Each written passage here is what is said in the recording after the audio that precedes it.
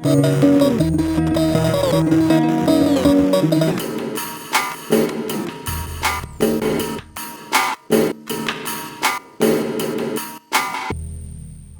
everybody, it's Tatiana Bazzichelli from the Disruption Network Club, and I'm very happy to introduce the last panel of our conference, Hate News versus Free Speech, that we have been curating and cooperating together with the Regional Democratic Hub Caucasus.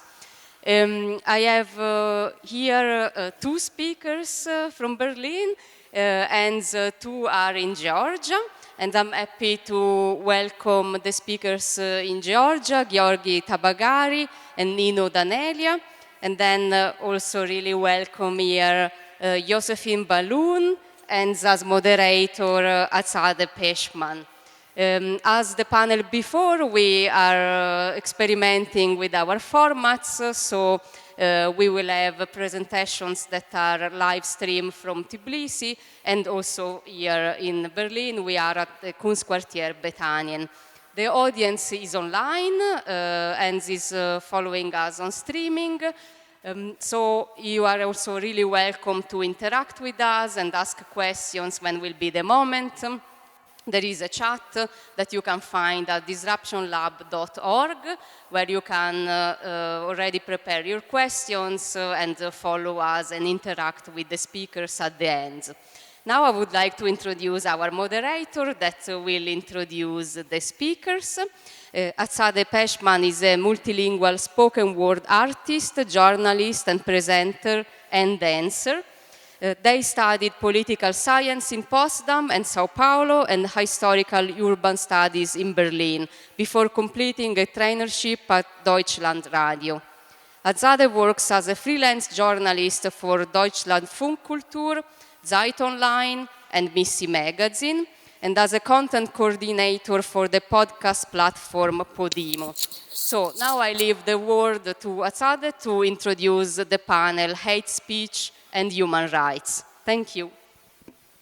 Thank you so much for the introduction. I'm Azadê Peşmen, and very glad that I'm not talking on this panel alone.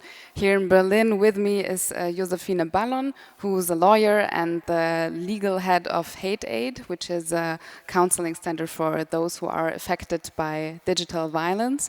And then in Tbilisi, we have Giorgi Tabagari, who's the co-founder and the director of the Tbilisi Pride, and also a civic activist. And we have Nino Danelia, who's a head of journalism and media research at the Ilia State University, and also the founder of the Coalition for Media Advocacy, and also the founder of the women's movement in Georgia.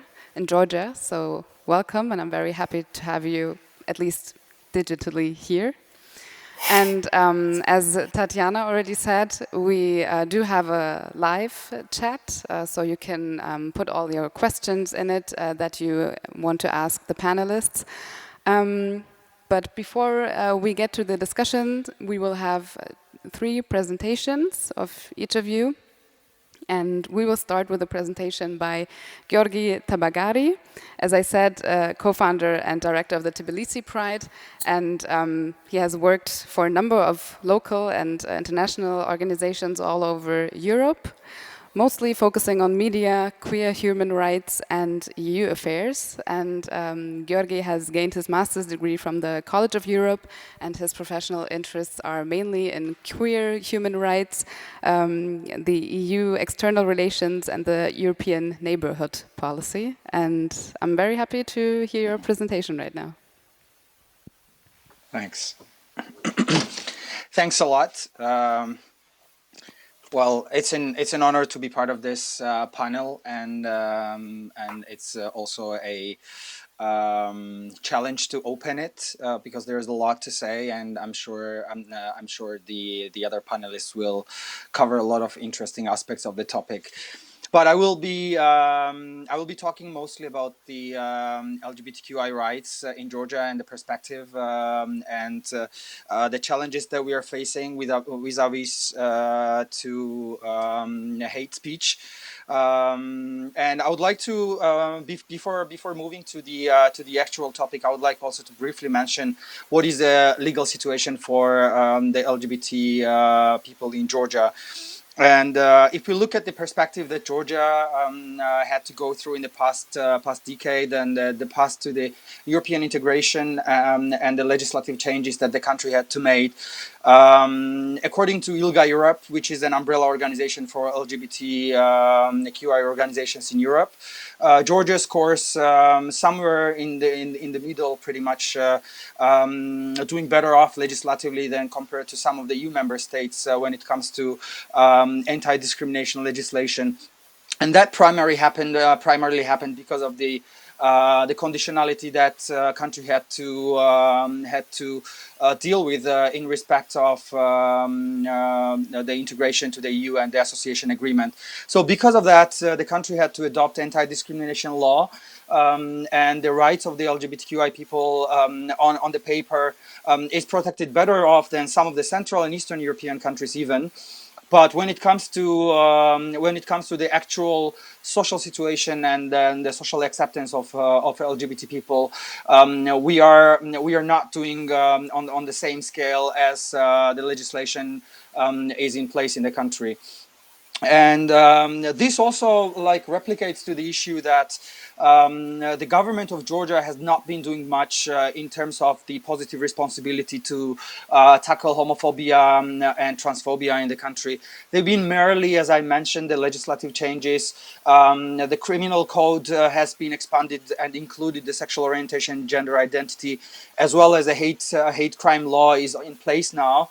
But when it comes to sensitizing public and campaigning basically to tackle the homophobic hate speech, which is so widespread in the country, not much has been done in this direction. And that brings to the other layer of the problem, which is how the hate is generated against LGBT people in Georgia. And when I'm saying this, we have to keep in mind that among all the identity groups and minority groups that are being targeted, particularly queer community and Armenian community are probably the most. The Armenophobia and homophobia is the strongest. In the presence of in Georgia when it comes to like the media, like how it's covered or what language has been used in the political context over the past years. And a lot of this hate has been generated by church, because I want to touch upon the involvement, like what are the stakeholders who are mainly involved in this. And in Georgia's context, we have three main stakeholders that I would like to identify. This is church, which is primarily involved due to the value and due to the norms that it represents, the Georgian Orthodox Church. Then we have the government, which is responsible primarily for the conduct of the law and how the human rights are protected and what languages are used against the minority groups. And then we have the media. And all these three groups had very different dynamics in the past years. If we saw some sort of progress in the perspective of the government and the public figures using hate speech, which has been in the path of reduction in the past years, the church has been steadily in the front line of spreading hateful language towards minority group. Church has been also they far exceeded the mere usage of hate speech, and they've been in the front line of mobilizing the hate groups, which were literally chasing after to several dozens of activists in the past years when we tried to go out in the street and exercise our freedom of assembly. And as I mentioned, LGBTQI rights is often used to delegitimize and discredit the opponents, and the church has been using it quite well. And unfortunately, the government's response in the past years and how government was reacting on widespread hatred in the society was not very effective either. Moreover, in the past years, if we look at the trend, how the usage of fake news and hateful content proliferated in Georgian media, the government-related groups and hate groups, which were often behind these actions, were often linked to the government interest, or the media sources that were linked to the government, and or the radical groups that were somehow linked to the government. And this was the whole chain of network, which were later on being targeted by social media groups as well. The previous panelists have spoken how Facebook has been taking down the network of hateful content that has been happening in the past. And this became very organized in the past 2 years, and I was personally the victim of it. Tbilisi Pride was victim of it, and pretty much every social movement that went against government interest were targeted at some point to the different degrees of the hateful content from the social media. Now, this was both invented content, and this was as well the content that was there was a fake news, and the further generating the hateful content as a consequence. I would like to bring a few examples of Tbilisi Pride when we went public, and we tried to organize an event which was against the interest of church, against the interest of the government. From the day one when we went public with the information, we got to go through the turmoil of the series of attacks when the activists of Tbilisi Pride were targeted by fake news. Also the other movements that were involved in the activities or supporting queer rights to some degree, they were the ones also targeted by fake news. And some of these contents had thousands of shares. And then after reporting and after using all the possible platforms that we normally have on social media, that has been regenerated, and other hateful contents were coming. And this was happening pretty much in the past 2 years, and which had very negative effect on civic movement, the mental well-being of the activists, who are often blackmailed or discredited by these organized attacks. And this has been pretty much what was happening within the frame of LGBTQI activism and the work of Tbilisi Pride in the past years. I would also like to mention the media as a key pillar within this. On a general note, like, Georgian media has been progressing steadily, and I'm sure Nino will later on talk about this, what were the trends and how Georgian media has evolved in the past 10 years in the usage of hate speech, and how internal regulations of the media institutions worked as well. And I would say that we have a bit of positive trend in this area. Well, we see less and less hateful content coming from the traditional media sources. And if we put aside the social media impact, and obviously this impact is huge, the traditional media has been showing the decrease in giving the space to or giving the space to hateful content, at least to the same level as we were facing in the past. And on the side of the politics, Georgian politics also were showing the similar trend compared to media as well. Looking at how the past election campaign went through in Georgia, like, we have a history of, in the past 20 years, when LGBTQI movement became visible in the public context. We got a lot of hateful campaigns coming from the politics, both from the ruling political parties and from the minor opposition parties. Often were pedalizing on the homophobic content, and they were trying to build their campaigns on homophobic language and homophobic sentiments. And I would say these elections, in the past elections, was the only exception when we didn't see this trend happening, and we saw positive developments in terms of, like, how political parties were reacting on the events that involved homophobic hate speech or hate crimes. and how it actually changed in terms of like the language of the politicians or the public figures when they speak about minority rights in public or the equality issues. This is the positive dynamics that we are facing in terms of politics, but obviously we need to see that in the picture, in a longer picture, because in the previous government, as the previous government has made some constitutional changes, and that also included defining marriage as a union between man and a woman.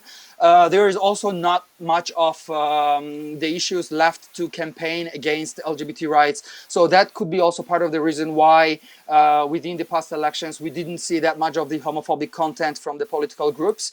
But hoping that this will be a positive trend that will continue in the future as well. And to finalize, and later on, I hope we'll have the space for Q&A.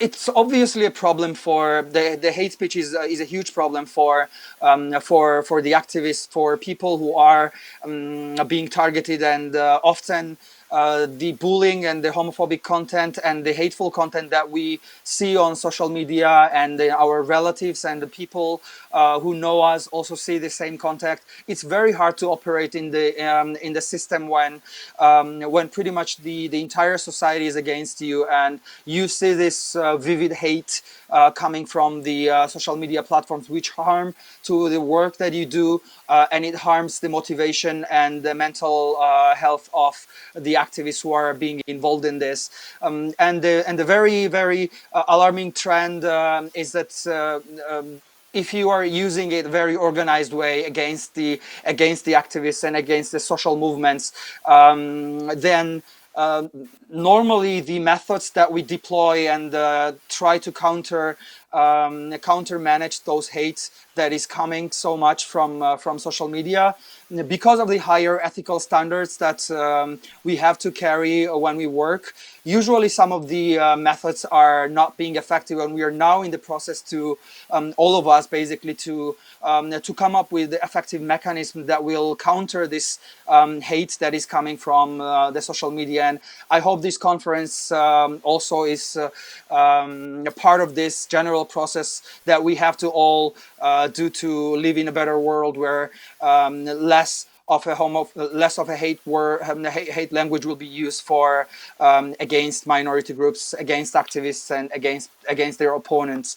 I will finish here. I hope I didn't take too much time, and I will look forward the Q&A session. Thanks.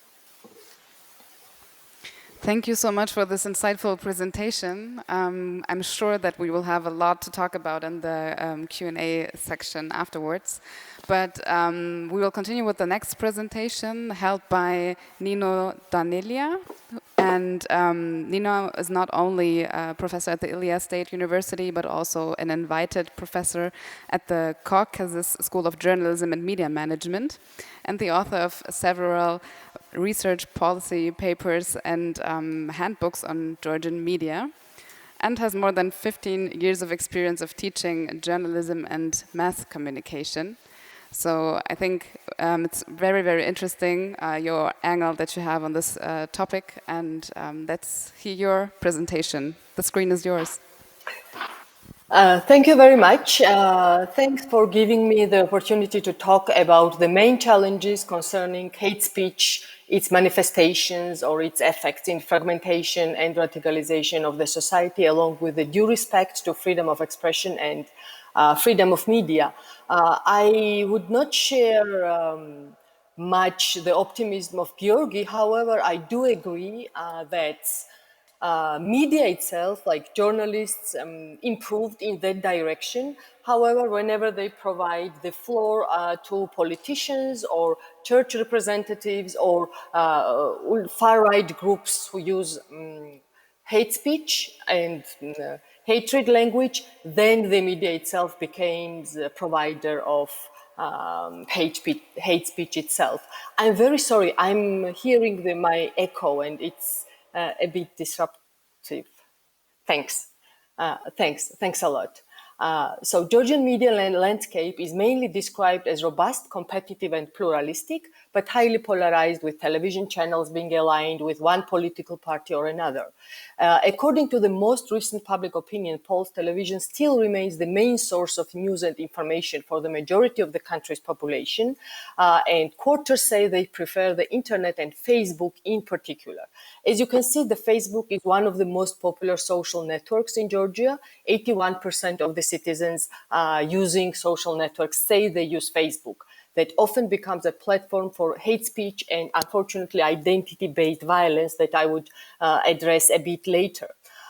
So the recommendation of the Committee of the Ministers to member states, which Georgia wants to be part of on hate speech, states that the term shall be understood as covering all forms of expression which spread, incite, promote, or justify racial hatred, xenophobia, anti-Semitism, or other forms of hatred based on intolerance, including intolerance expressed by aggressive nationalism and ethnocentrism, discrimination and hostility against minorities, migrants, and people of immigrant origins. So in its case law, the European Court of Human Rights has applied the term to forms of expressions which spread, incite, promote, or justify hatred founded on intolerance, including religious intolerance and homophobic speech. And it is good to note now that not all unacceptable or offensive texts can be considered as a hate speech, because sometimes it is the case in Georgia from political parties, especially the government authorities and also the public. So accepting the need to address the hate speech and increase sensitivity of media towards the issue, the civil society organizations call to consider Georgian context and positions of all stakeholders and work towards more public good instead of limiting the freedom of expression and allowing authorities to manipulate with the directive of European Parliament and of the Council in their own political interests. So what can be and what is the local context here? The main prerequisite for tolerance between diverse groups is the country's constitution that guarantees and defends citizens' equality, freedom of speech and expression, religious and freedoms and rights. Freedom of expression is also guaranteed by the liberal media legislation in Georgia and the Constitution of Georgia. The law does consider some restrictions, though. However, it also states that the benefits gained by the restrictions must exceed the harm to freedom of expression. The Georgian National Communication Commission regulates the country's telecommunications and broadcast media. By law, the regulator is an independent regulatory body funded with licensing and regulation fees and being accountable to the president, the government, and the parliament. However, unfortunately, its practice is often criticized by media and watchdog organizations as loyal to the government and critical to free and independent media. Hate speech is not criminalized in Georgia. However, to some extent, it is regulated by the law of Georgia on broadcasting and code of conduct for broadcasters. Here, we need again to stress that in countries such as Georgia, with its fragile democracy, party-free media and the government who aims at regulating media content, and especially the media content that is critical to government actions, regulation of hate speech by law can be a threat to media, to free media editorial independence. Why media community is so much concerned of legal regulations of hate speech? For example, in 2018, Georgia National Communication Committee has proposed amendments to law on broadcasting in order to regulate libel, defamation, false news, and hate speech. This proposition is not yet initiated in the parliament, however, still remains on the agenda and discussions might be renewed by the end of the year. Media and watchdog organizations have called the draft law vague and a threat to freedom of expression. The main argument behind this is that, according to the draft law, the media content is becoming a subject of regulation by the media regulator, who is accused in being loyal to the government, and possibly courts, which is also a big, and the independence of the courts also is the big issue here in Georgia, instead of self-regulation as it was before. We see the Georgian government and representatives of the ruling party often express discontent with coverage of non-convenient questions of the critical media by calling them fake news producers. So we see that hate speech is very linked with the fake news in the rhetorics of Georgian ruling party. In addition, the main media regulator has an explicitly negative attitude towards media organizations whose editorial policies are critical of the government and never discuss those media outlets that spread anti-Western propaganda or hate speech. However, by law, they are obliged to do so. So by throwing regulations of libel, false information, and hate speech in one pot are alarming.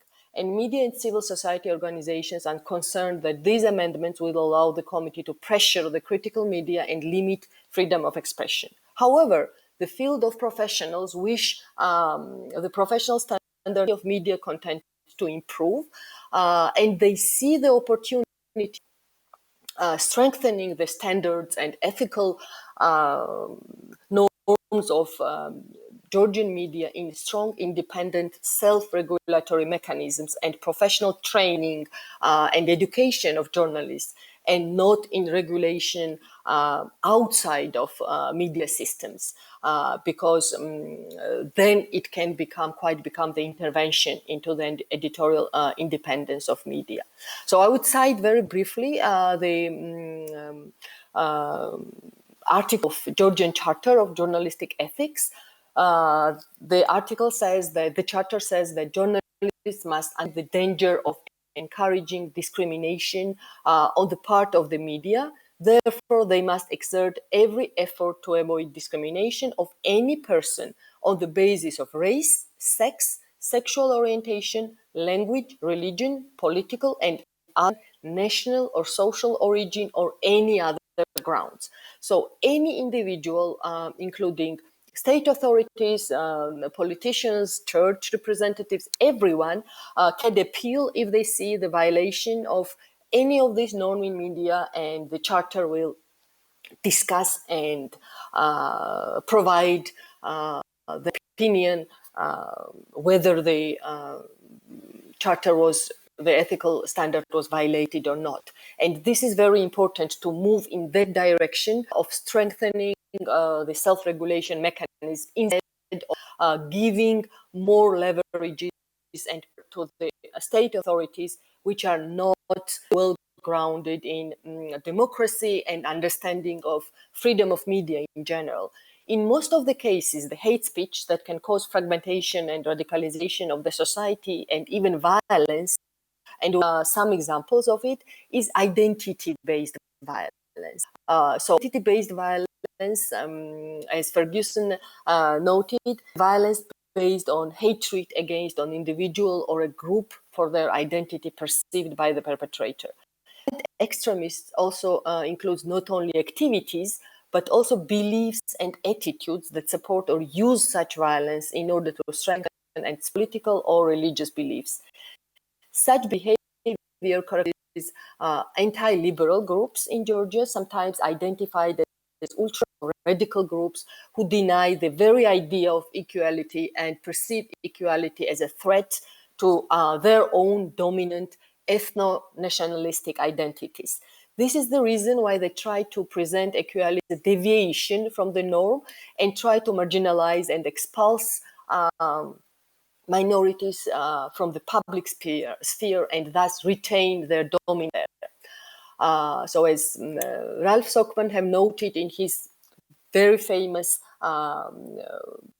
statement, the test of courage comes when we are in the minority, and the test of tolerance comes when we are in the majority. And unfortunately, this is true for Georgia. Also, I would provide some examples when anti-liberal groups merged in one of the main districts, Tbilisi, where many restaurants are owned and ran by Turks or Arabs, and they called the demonstration a Georgia march and demanded the deportation of immigrants, toughening the immigration law, imposing restrictions on granting residence to foreigners, and banning foreign funding to civil society organizations, saying that civil society organizations, by defending human rights and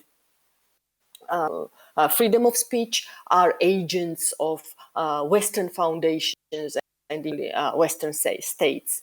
The same far-right groups burned LGBTQ flag during the Georgia-Belarus football game and verbally assaulted Guram Kashia, the captain of Georgian national team, who was the first ever recipient of the Equal Games Award from Europe's Football Association.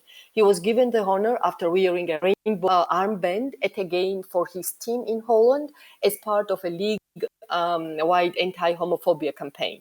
This armband became reason of an organized attacks from the far-right groups largely covered by traditional and social media.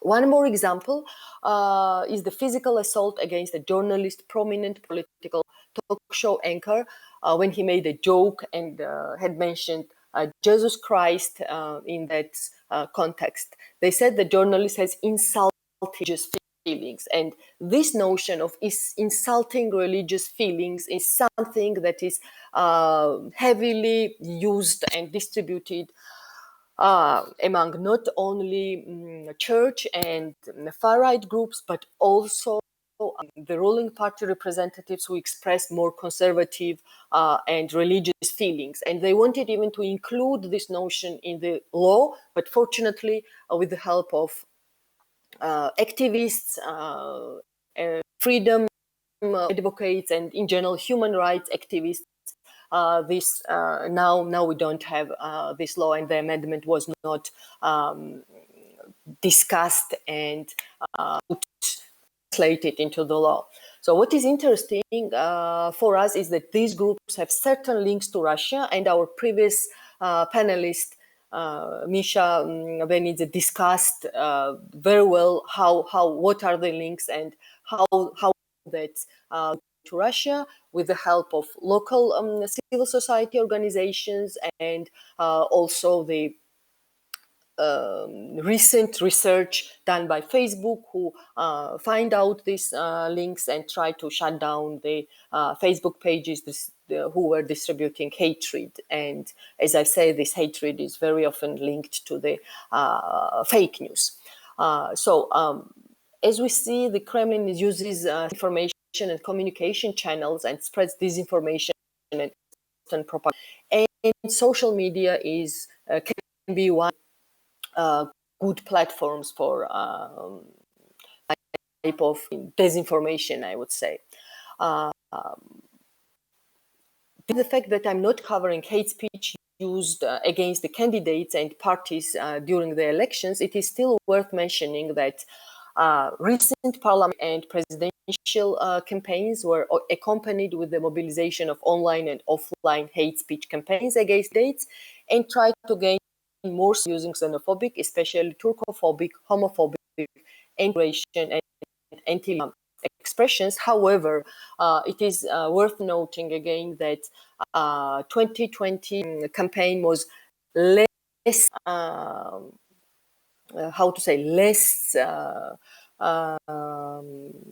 less hatred or used less hate speech against their opponents than it was in the previous presidential and parliamentary elections.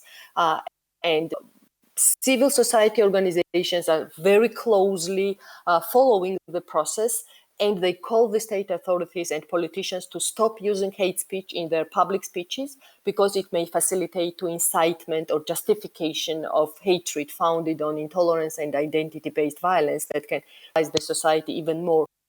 And we see the tendency that whenever public officials start to use the hate speech in certain group, then the next step is this trolls and bots are very much organized on the Facebook and trying to attack those political parties or civil movements or individuals, including journalists, and repeat the same rhetoric as the government is, or not only government, in general, state authorities are offering. So this is something that we need to take care of. And summarize the presentation, a few civil society organizations and media organizations worked towards tackling hate speech and trying to conducting activities to promote media literacy and educational programs. Media Advocacy Coalition is still concerned that the government agency's strategic efforts to raise public awareness on perils of propaganda and disinformation seem still weak. What is more alarming, the government institutions, together with politicians, seem to spread genuine threats by choosing to challenge critical and independent media as alleged sources of disinformation. This reinforces public distrust into the media outlets. I do still believe that civil society is more than a concern for how to pursue democratic government. It takes a broader approach to social life that is based on social and cultural inclusion and solidarity, despite all of our differences, as a chance, meaningful participation and respect of our individual personalities, while giving us the feeling that we are all in the same boat, and media should provide us this united platform of public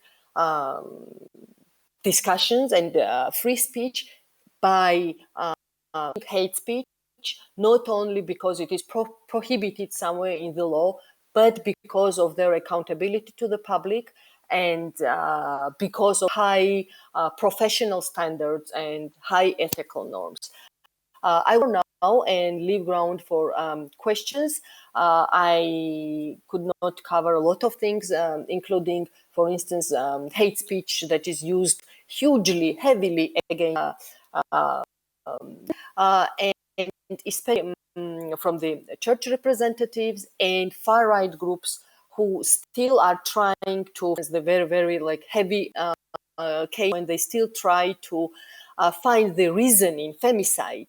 And very often journalists are following this trend and trying to ask questions regarding what might be the reason of the femicide, of killing the female by his ex-husband or husband, boyfriend, and was it something this woman was misbehaving herself, or was she see with other men flirting, and etc. and etc. So, but I think that I will try to address all these issues during our Q&A session. Thanks a lot. Thank you so much. I know that there's a lot of things that probably you could also cover, but I think we have some time for that in the part after the presentations, and we can definitely talk about that. Now, adding to Georgia, we will now continue with the German perspective on all of this, and Josephine Ballon, who's a lawyer, can add the legal perspective to this topic. She has studied at the University Potsdam Law, and followed by the legal clerkship, and she was also part of the no hate speech movement in Germany, and also part of a video series which was called Are We Allowed to Do That?, where she explained what kind of criminal offenses are relevant regarding online hate speech, and that's probably the most important part, how to take action against it. Josephine was also this year invited as an expert to the legal committee of the German Bundestag and commented on the planned amendments to the Network Enforcement Act and also to the draft law on combating right-wing extremism and hate crime. Thank you. So I brought a visual presentation with me and tried to give you now an overview of the situation when it comes to hate speech in Germany. And also I will give you some facts and numbers in the end of the situation of journalists in Germany. I just learned that the situation with hate speech is not so much different from that in Georgia. So we are experiencing the same problems and phenomena, but on the other hand, we have a very strong regulation on platform and social media services, and that's why I think that our legal perspective is completely different than it is in Georgia. So let's start with the presentation. So, I will start with some general facts. We know from recent studies, and the most important one was published only last year. It was a nationwide study that showed that 78% of internet users already witnessed hate speech on the internet. So this is already a lot, and it shows us how normal hate speech on the internet and especially on social media has become. And on the other hand, when you look at young adults, they are the most affected group, of course, because they are using social media a lot, much more than elderly people. 17% of them have already been a victim themselves of hate speech, which is 1/5 and already a lot. So we also see that this hate which is spread online is not only some sad single cases. We see that it's a whole strategy. We see that the hate is spread effectively by very few people, and that the effects are tremendous. And with effects, I mean that there are very few people spreading the hate, but they're doing this in a very organized way. We already heard that people are organizing on the internet to spread the hate. And we know also from studies that when we take a look at the example of Facebook, from the people who are engaging in the commentary sections, it's only 5% of them who are responsible for almost 50% of the likes on the hateful content. That shows us that not everybody has gone crazy and is coming home after work to spread hate for fun. We see that there are very organized groups, and they are doing this on purpose, and they know about the effects they create. And we also know which groups are spreading this hate. So what I'm showing you here is symbols of far right-wing extremist groups in Germany. We know Reconquista Germanica. We also know the identitary movement, which is originally coming from Austria. And we also know that they learned their tactics from the alt-right movement in the US. We also know this by numbers. We know that from the Federal Police Department in Germany in 2019, more than 70% of the reported hate crimes and hate comments on the internet were executed by far-right movements, or at least the Federal Department of Police saw a connection to them. So why is this effect a threat to our democracy and to our whole society? This is not because I want to create some drama to my presentation, but because it's true, unfortunately. Because what this spread of hate creates is not only that those who are affected by it directly are intimidated, and they are maybe put out of the public debate on certain social topics. We are all intimidated by this, and this works already, which we also know from the data, is that 54% of the internet users are already scared to express their political opinion on the internet. And this is not because they have become a victim themselves, but it's because they are afraid to become a victim.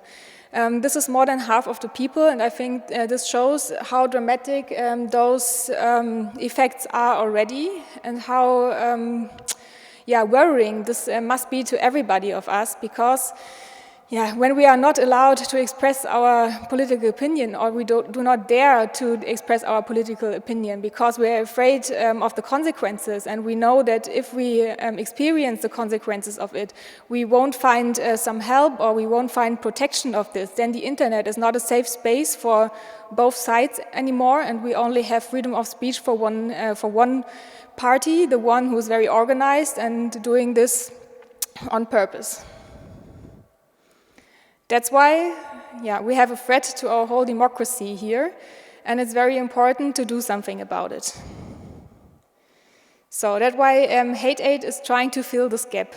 We are not only giving counseling to those who are affected, so they can reach out to us, and we try to stabilize them emotionally and give them first aid in the first place, but also to teach them on cybersecurity, how to protect my data, how to protect my profiles, and also to give them input when it comes to communicate them and how to handle those experiences they have and what options they have. On the other hand, we try to bring the perpetrators to justice, because we are very convinced of the fact that only deleting illegal content is not enough. If deletion is the only thing that the perpetrators have to fear, then we won't experience any change in the public debate. And we also won't be able to reverse the shift of the public debate. We saw since 2015 when the so-called refugee crisis began and the public debate shifted towards the right, which I just showed you. So we are convinced that it's necessary to use all the legal options we have, and in Germany we have quite a lot of legal options. We have options to make the platforms delete illegal content. We have a law which is saying so. It's called the Network Enforcement Act.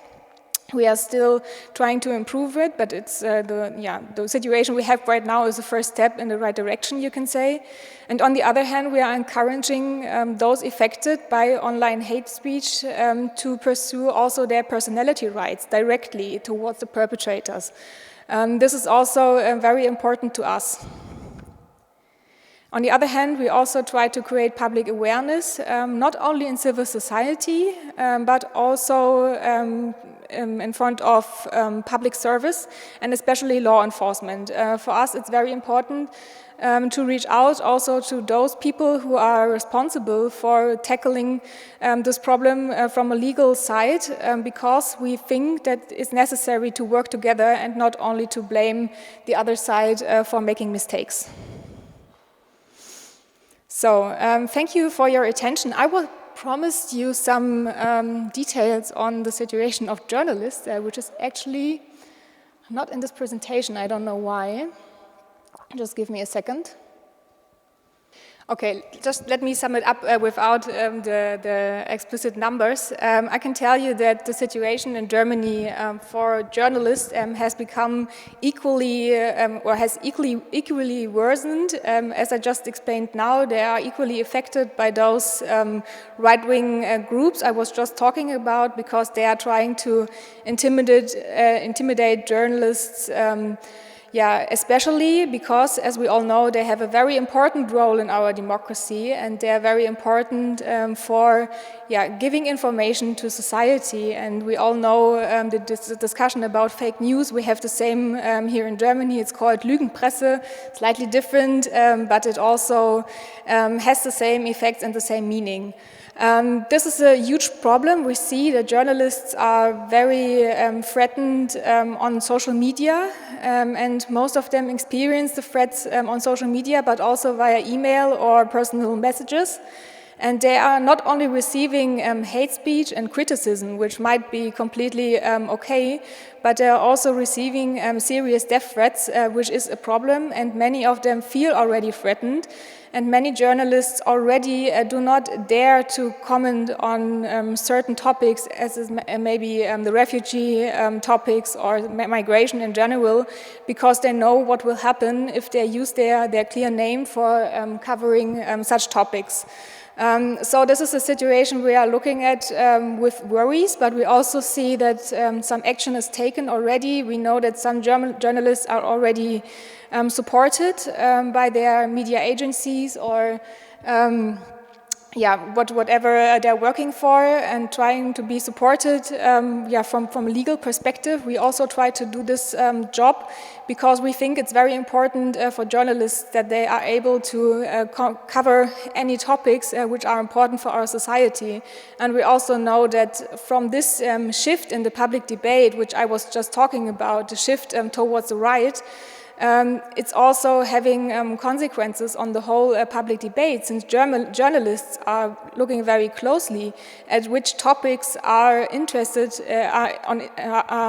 on which topics must be covered because they are of interest. And so when you take a look at, for instance, Twitter, where it's very easy to get a topic into the trending, the most trending tweets, because we don't have that many active users in Germany, then we see that those right-wing hashtags are put there very easily in the trending topics, and so we already know that the public media will also cover those topics because it's obviously of public interest. And yeah, this must be possible again, and it must also be possible for journalists to do this in a very safe way that is protecting their rights. Thank you. Thank you so much for your presentation. To the very last point that you just came up with, as a fellow journalist, I also follow this whole debate and discussion how reporting has changed, that there are some certain, especially if you look like me in Germany, I would never report from a demonstration of the AfD, which is the right-wing party in Germany, without having security around me, probably. Oh, I'm already muted, sorry. Yeah, but there's something else that I would like to talk about, and that's something that apparently Germany and Georgia have in common, and that's the topic of fake news. Giorgi, in your presentation, you said that fake news are a big problem in Georgia too, and also the homophobic content that's put out. I would like to know if there's a correlation between that, or a connection, let's say. Is the fake news that's out there, does it contain homophobic content, let's say?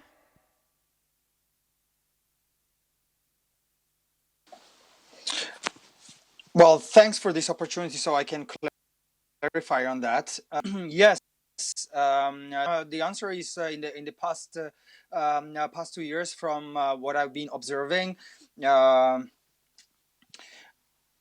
Well, usually in the context of Georgia, but it also applies to the countries where, for instance, Russia has the foreign policy interest, and the anti-propaganda law usually applies to the area where Russia's sphere of interest operates, and Georgia falls under this as well. So if you can imagine, often discrediting the idea of West, or discrediting the idea of European Union, and the values that these countries are carrying when they operate in the country's context like Georgia. The easiest way often to target the opponents, the activists, the politicians, is to use the homophobic the narrative, the base. And often you would see like heterosexual activists who have nothing to do with the LGBTQI movement being painted in rainbow colors. I remember vividly, like, some of my friends, and often this is one of the ways. If you're allegedly like spreading the word that somebody is being either supporter or representative of the queer community, this instantly translates into a wider hatred that it will be targeted by the public. That means that you are sort of like linked to this group, and often it's used to like sort of undermine the idea and the wider cause that usually these people are serving. I'll remember like one example also from my personal experience. Like Tbilisi Pride coincided with the protest that took place in Tbilisi in June, and this was one of the wider protests that were happening in the past 2 years, and like, for instance, like when we had to call off the events of Tbilisi Pride, and when we went to the protest just to support, because we were supporting the cause itself, they tried to undermine the idea of the protest by basically spreading the news that the LGBTQI activists are there, like Tbilisi Pride joined the protest, and often that also like is affiliated to the people who are linked to this movement, and as I mentioned earlier, it's very much interlinked. I think Nino can also maybe elaborate on that link that we have within the fake news and hate speech. But fake news is often used to generate the reactions of hate, and this is like the primary link that we have, the hateful content and the fake news. Thanks. I'll finish here. All right. Nino, do you want to add on that?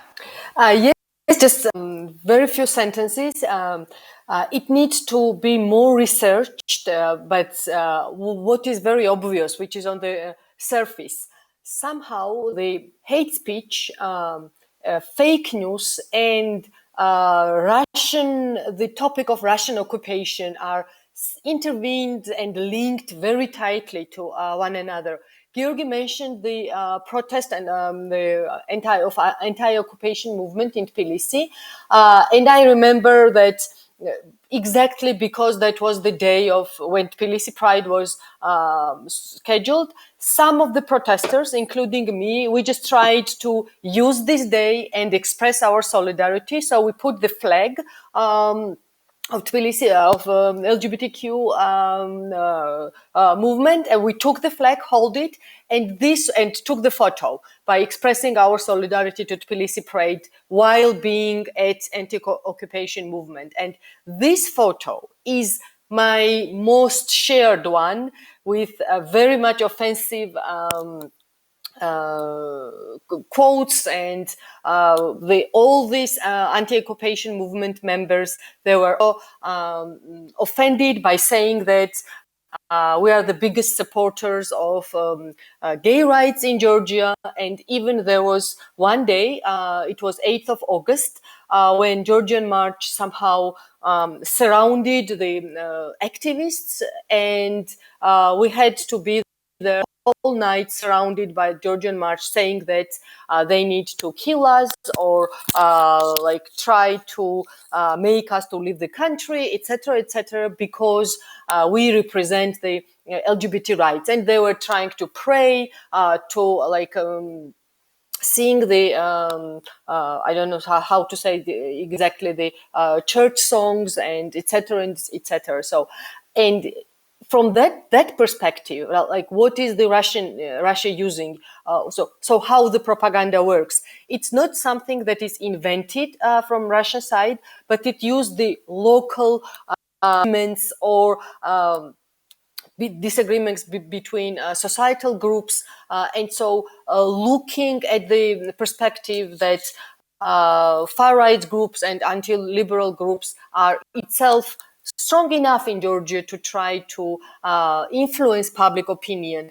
Russian propaganda, and including their fake news strategies, communication strategies, are using this radicalization in order to make more fragmented society, and especially to try to assault and attack those groups who are very strongly supporting Georgia's Euro-Atlantic orientation and human rights, accusing them and Europe itself of being the main defender of gay rights, including, every imaginable aspect of that, whatever they're saying. For example, one of the politicians who is strongly linked to Russian political interest even said that some of the European countries even had in legislation that incest is very lawful and welcomed in Europe, and that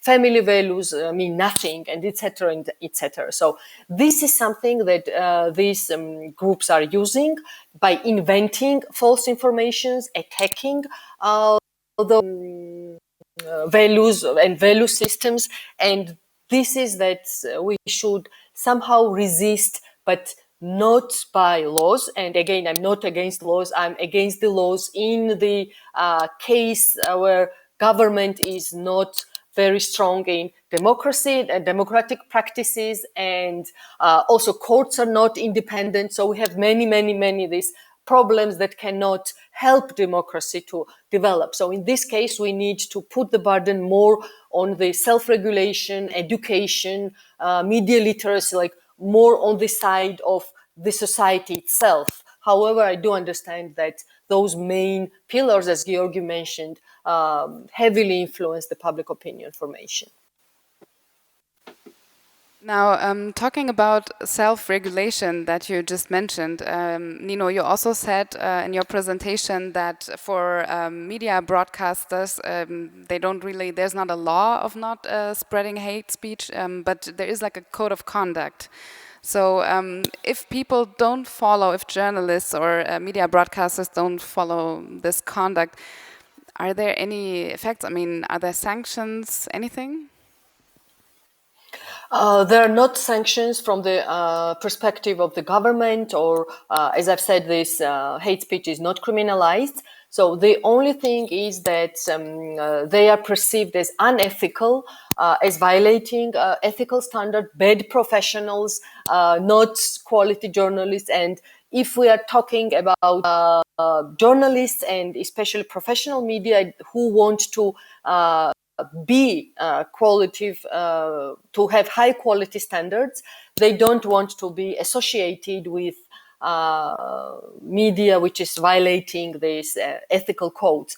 And I would say that in last years, the Charter of Ethics became stronger, and not only like activists and human rights activists and advocacy groups try to appeal, but also, for instance, Tbilisi mayor have appealed to the charter. Several journalists are trying to find if there was any violation of the charter. So it is not, despite the fact that it's not fining or firing a journalist, still it creates between the community, media community, it creates quite a face or somehow the name of being a good journalist. That's, yes, sometimes journalists do think that they want to be good journalists. So.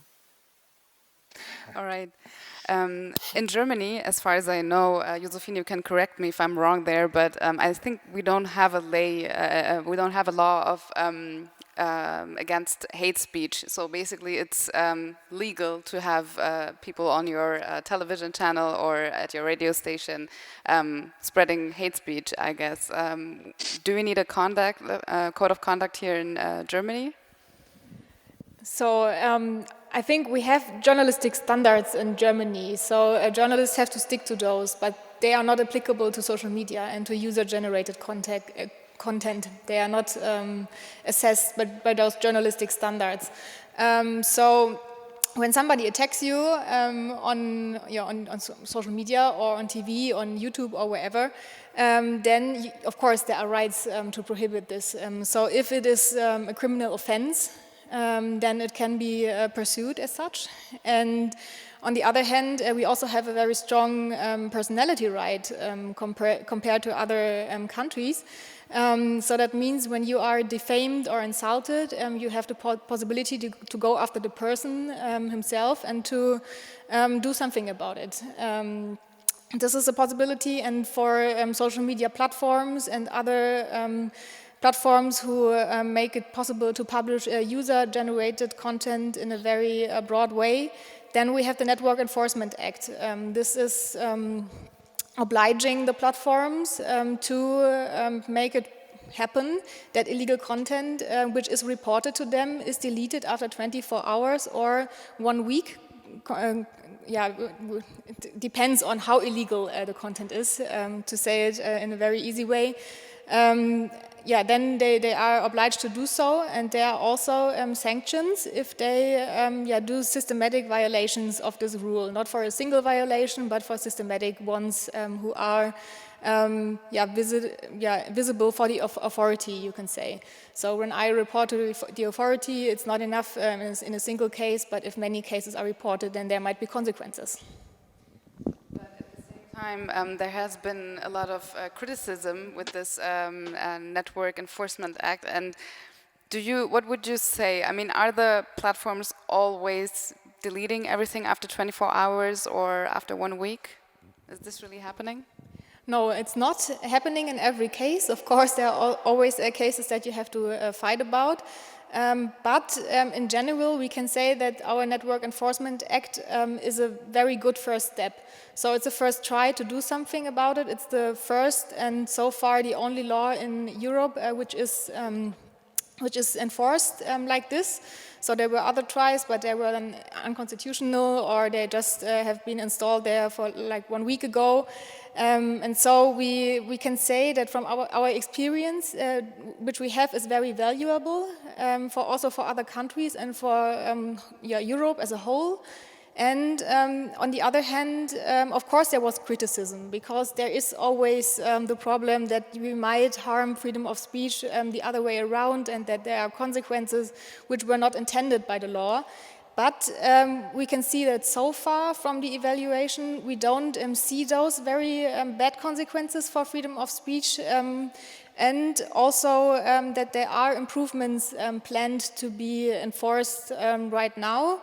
And they will make it possible to appeal content decisions, and they just give more rights to the users to maybe reverse wrong decisions which might affect their freedom of speech.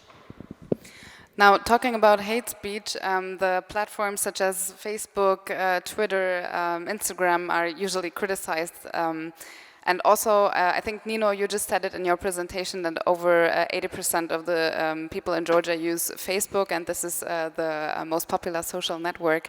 How do you see it from your perspective from Georgia? Are other platforms doing enough in order to prevent hate speech or to moderate it, maybe? Thanks for the question.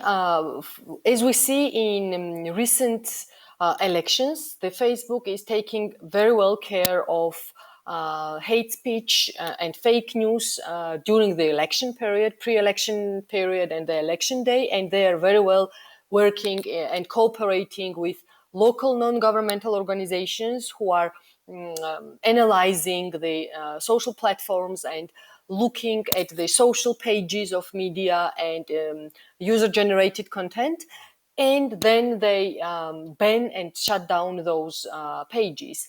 But in between the elections, there is nothing happening. So, and public opinion is generally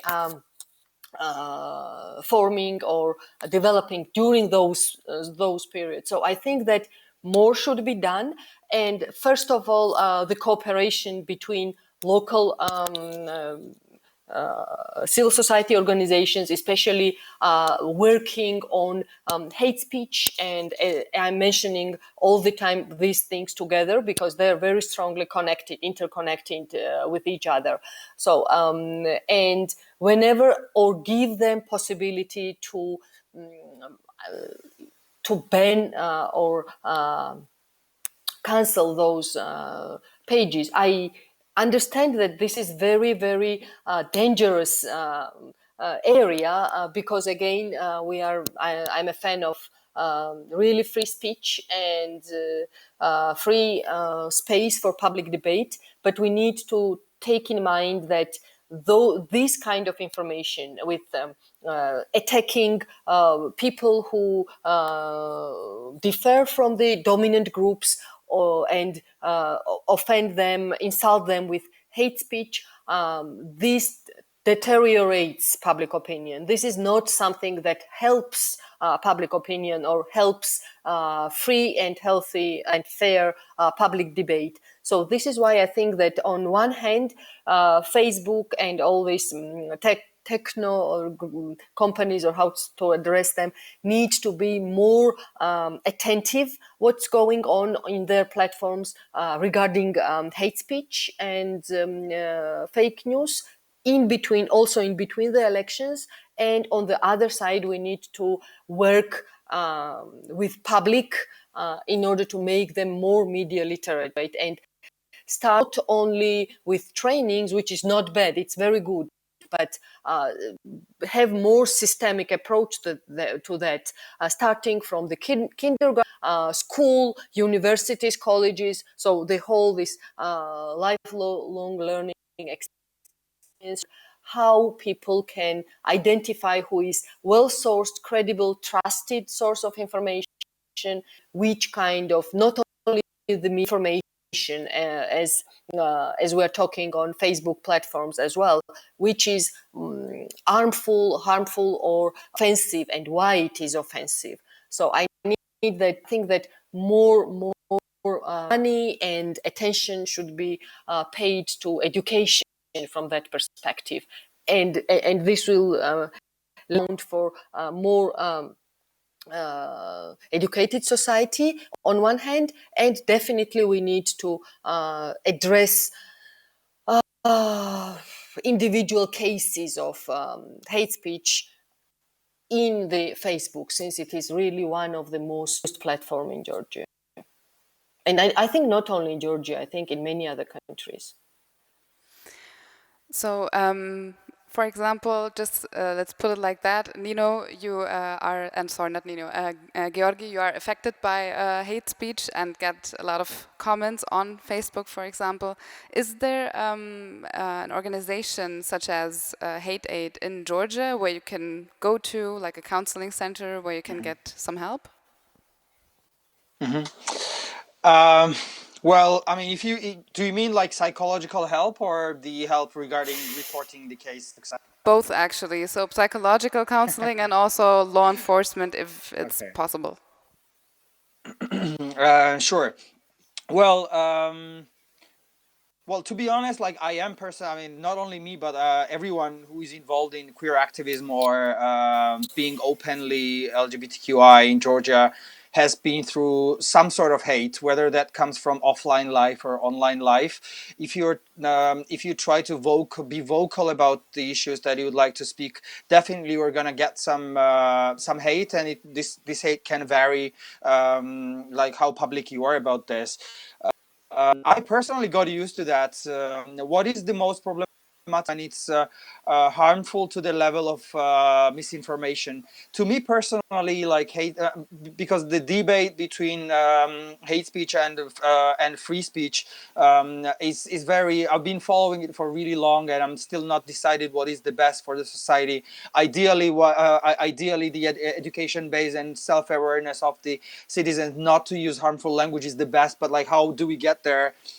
This is a problem. And well, in our case, in Georgia lately, as Nino has mentioned and Misha in the previous panel, we have like growing number of pages that has been taken down by Facebook.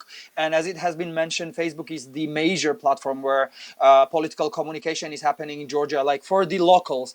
I mean, we are Twitter as well, but Twitter is like for internet, like most of the Georgians that are tweeting in English, because this is our means to reach out the international audience, embassies, and communicate with the world. But when it comes to like local debates, it's always Facebook. And I'm very happy that lately there has been several platforms and we got the direct link to Facebook. So it's not just if it's a very organized on activist or an organization or the cause. Normally, we try to self-organize ourselves.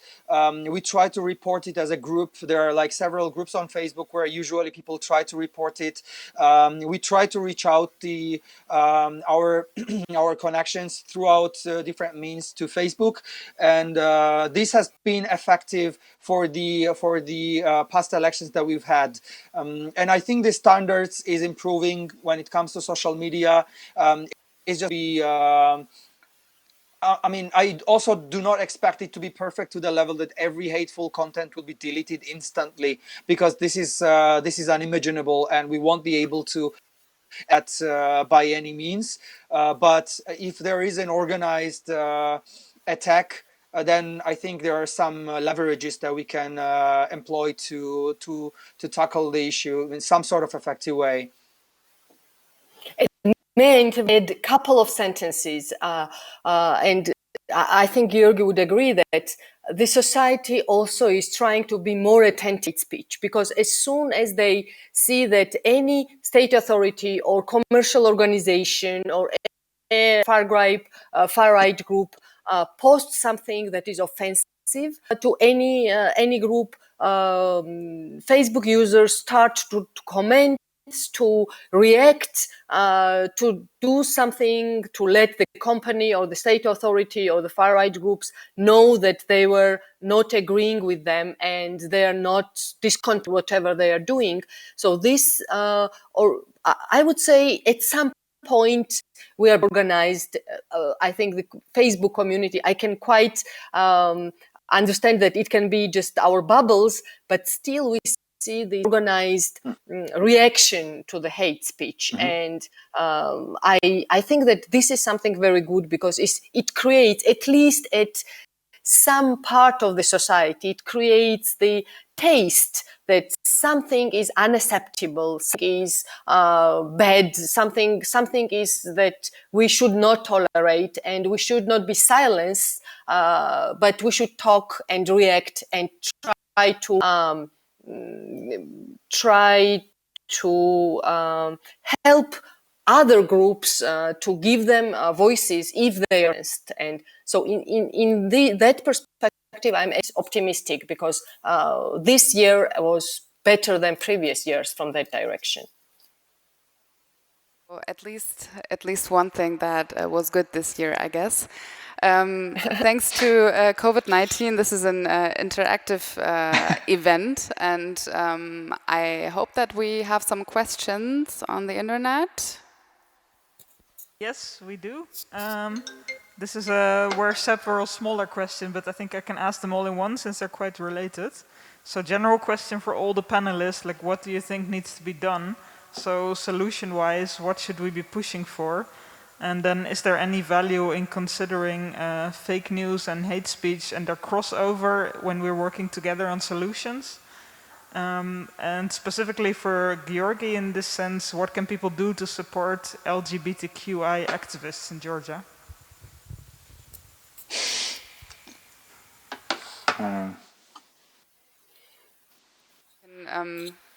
Georgi, maybe you can answer to the question that's directed at you, and then afterwards you can all answer to the more general one.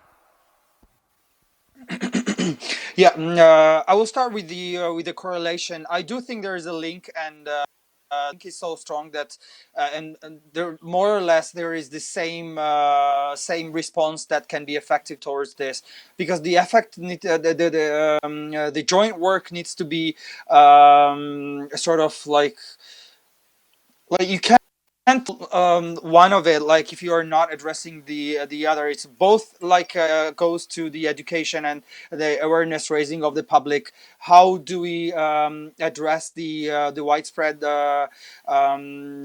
hateful language, and at the same time how do we tackle the fake news, because these are like two different to the same things.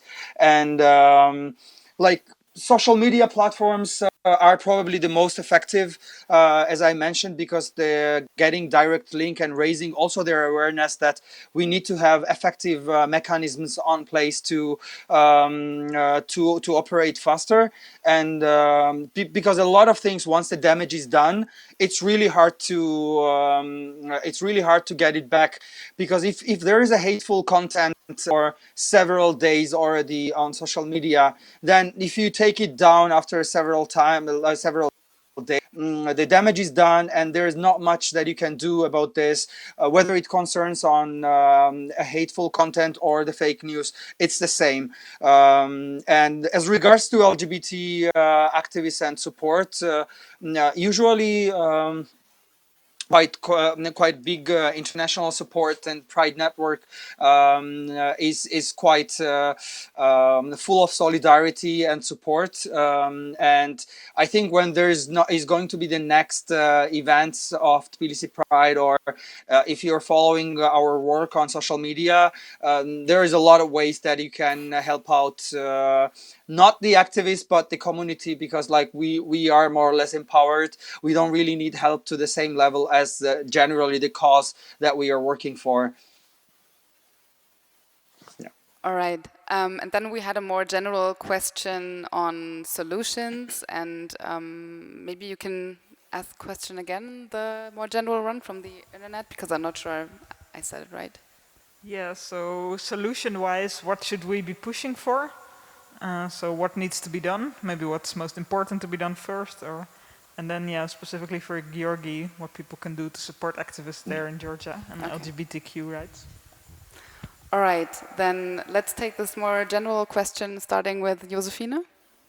Okay, so I was already talking about solutions a lot today. So I think we can say in general that time for self-regulation of online social media is over. So they have proven that they are not able to handle this problem. And I also think that they are not willing to, because when you look at the interests, they are very colliding on this topic, because social media platforms are interested in traffic and in interaction. And what creates interaction, it's the most emotional language and the most hateful language sometimes. And so they have no national and economical interests in putting down hate speech. And so maybe this is one of the reasons why we have this problem and why it worsened over the time. And we can also say that in Europe, time for self-regulation will be over, because the European Union is working on the Digital Services Act, and this will be very important for all European countries, as it will conclude on what to do about illegal content, but also I know that they are taking a very close look at misinformation. With misinformation from a legal point of view, you often have the problem that it's not illegal to spread a lie. Only under certain aspects it can be legal, when it's spreading lies and like defaming certain groups, or asking to be violent against certain groups, then it can be illegal. But only a simple lie is not, and so you can't tackle this very easy from a legal point of view. But we are very eager and looking towards Europe and see what they are thinking about, also to regulate the spread of misinformation.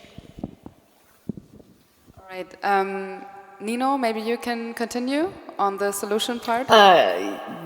Thanks. I would say that slightly I'm not seeing with the previous speaker, not only because I disagree in her approach to self-regulation and regulation, but because we are from the different countries.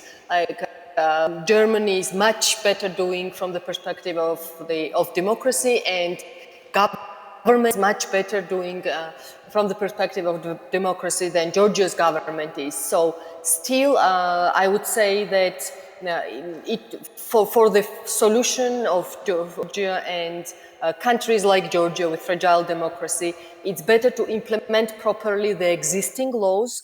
For instance, in Georgia, it's law on broadcasting and code of conduct for broadcast, because they do regulate the hateful content. As for social media, I think that we should find out the way, as for traditional media, how to filter social media platforms without violating free speech, because as I've mentioned, all kinds of regulations will somehow result in seeing critical government content, because we do have examples.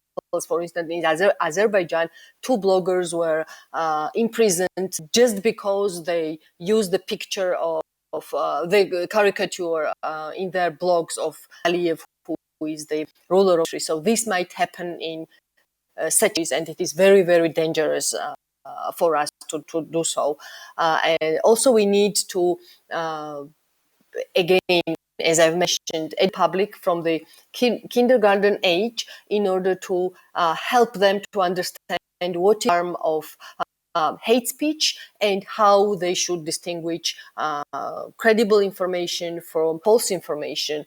And here we also to create, not create, but understand the barriers between misinformation and disinformation, not try to go back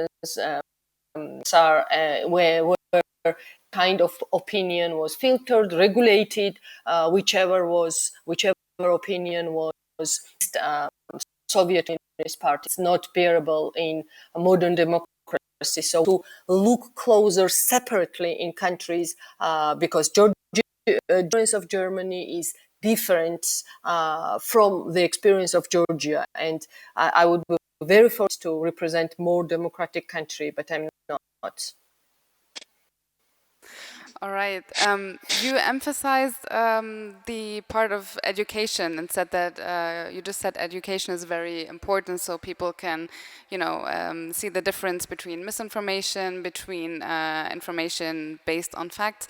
But don't you think in the age of the internet, we all have the access to information, and basically everyone could educate him or herself or themselves? No. Unfortunately, not because yes, we do have access to information, skills how we should educate ourselves, and skills how we should find the tools or tactics or strategies, how to distinguish false information from each other is weak, because as I mentioned, our government itself is very often on purpose mixing these words and trying to melt them down and throw it in one pot in order to first cause the public loyalty, because public very often dislikes the hate speech or disinformation, and on the second, to control the critical opinion. So this is something that we really need to understand, because as we all here agree that hate speech is not something only belongs to high journalist standards or high media. It affects lives, really, and not only people attacked are becoming sad or worried, but their lives are sometimes endangered. So we do understand the risks of experiencing hate speech, but still we again have to understand the risks, what happens to the country or to the society where critical silenced. And we do not no means to say that hate speech is critical opinion. Never. So we need to talk about that and much, and try to work with regulators, law enforcement agencies, again, educational institutions, and to have this multi-dimensional approach to the problem. Georgia is not alone. Many European countries are fight disinformation, but what I think is that Georgia is slightly in a different place here, like other countries, again, with not established institutions, independent courts, not accountable government, and partly free media organizations. All right, thank you so much. I would actually like to talk more with all of you about all these subjects, and I'm pretty sure that we would have a lot of more things to cover, but unfortunately we're running out of time, so I need to end all this here and say thank you to you two in Tbilisi, Nino Danelia and Giorgi Tabagari, and thank you, Josephine Ballon, and also, of course, thank you to the Disruption Network Lab for having us here. Thanks a lot. Also, I wanted to thank you from my side. Thanks a lot for your contribution. Unfortunately, we were not able to have you here in Berlin, but we hope to have the possibility also to do more next year and finally invite everybody that was speaking also to have a real physical event all together. And thank you for coming and this great moderation and also presentation. And now we are also going to officially close the conference. So I will invite here the co-director of the Disruption Lab, Lieke Plucher, and thank you.